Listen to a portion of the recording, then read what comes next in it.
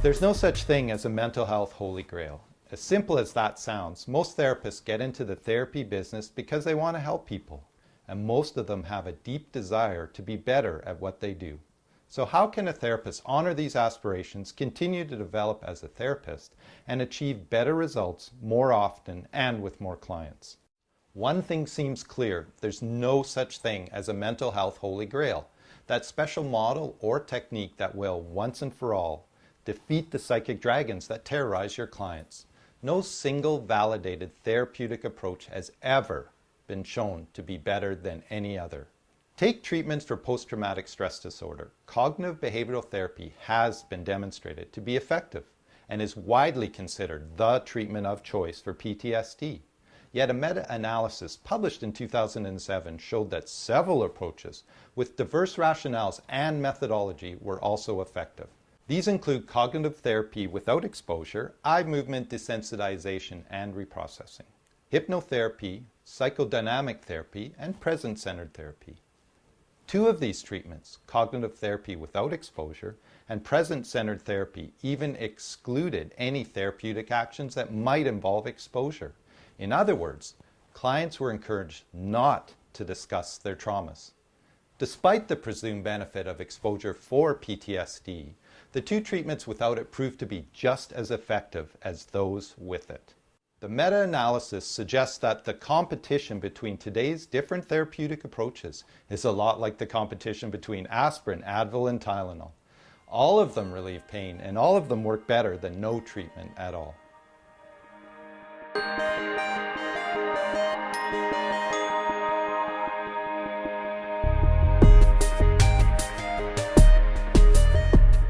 Although the value of training seems obvious, it's long been known that professional training and discipline actually don't make much difference to outcome. A study in 2010 revealed it didn't matter if the client was seen by a licensed doctoral level counselor, a pre-doctoral intern, or a practicum student. The benefit was roughly the same. As for continuing professional education, there's not a single study that shows it improves effectiveness in any way. Well, what about experience? Surely years of clinical encounters with clients must make a difference. It may defy common sense, but based on the empirical evidence, experience doesn't improve outcomes either. In a large measure, experienced and unexperienced therapists achieve about the same outcomes. But when it comes to comparing themselves with their peers, therapists are no different than anyone else. They really have a hard time judging their own work objectively.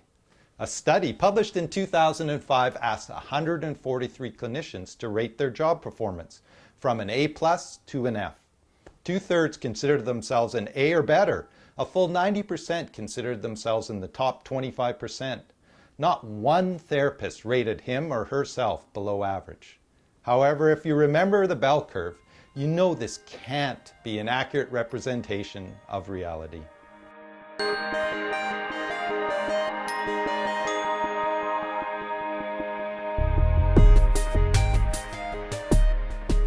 If no single validated therapeutic approach is more effective than any other, and neither training nor experience makes a real difference, should you give up on trying to find ways to become better therapists?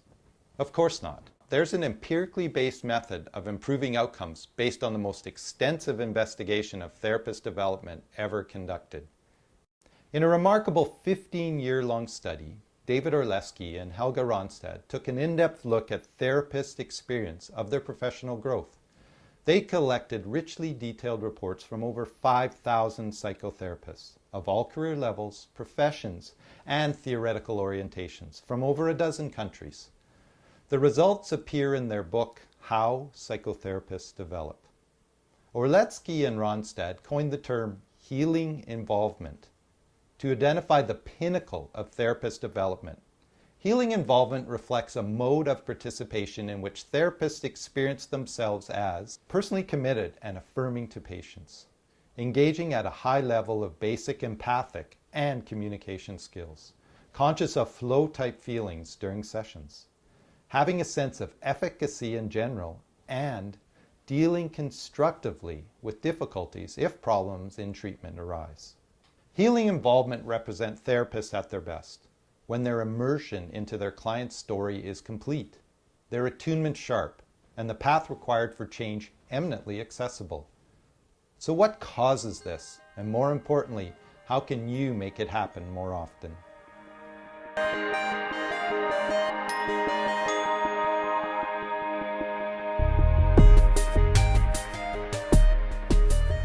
Based on the research, Orlensky and Ronstadt identified three main sources of healing involvement.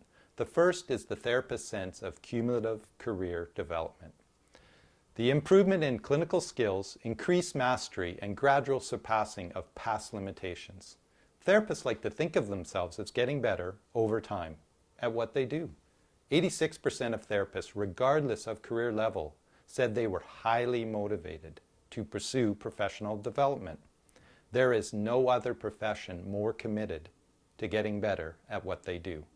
The second influence is the therapist's sense of theoretical breadth. That capacity to understand clients from a variety of conceptual contexts. Possessing a range of understandings of client problems enhances flexibility in responding to the challenges of clinical work and allows therapists to experience healing involvement more often and with more clients. The third and by far most powerful influence is the therapist's sense of currently experienced growth. Therapists like to think of themselves as developing now.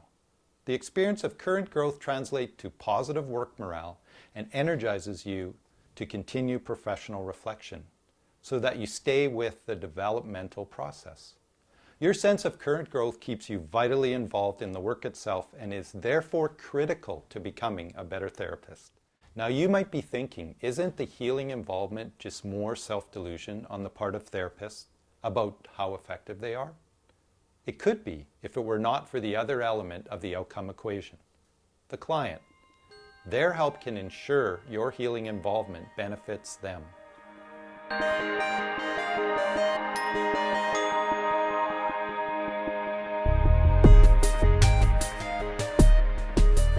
Asking clients for help by soliciting their feedback on therapy lets you use empirical evidence about therapist growth while avoiding a therapist-centric view of outcome. Feedback can, by itself, improve outcomes substantially.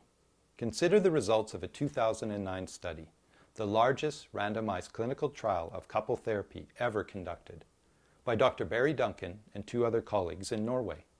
It found that clients who gave their therapists feedback about the benefit and fit of services on two brief 4-item forms, the outcome rating scale and the session rating scale, were 4 times more likely to achieve clinically significant change than couples who didn't give their therapist feedback.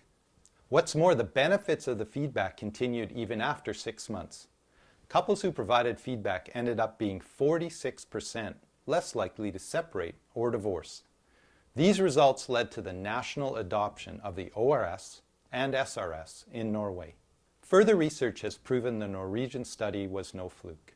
The findings with the ORS and SRS have been replicated in 2 independent randomized clinical trials, as well as the pioneering work of Michael Lambert. He and his research team have shown time and time again that systematic feedback significantly improves outcomes and doubles treatment effectiveness for clients who would otherwise be headed for treatment disaster. Continuous feedback individualizes psychotherapy based on treatment response and provides an early warning system to identify at-risk clients, preventing dropouts and negative outcomes.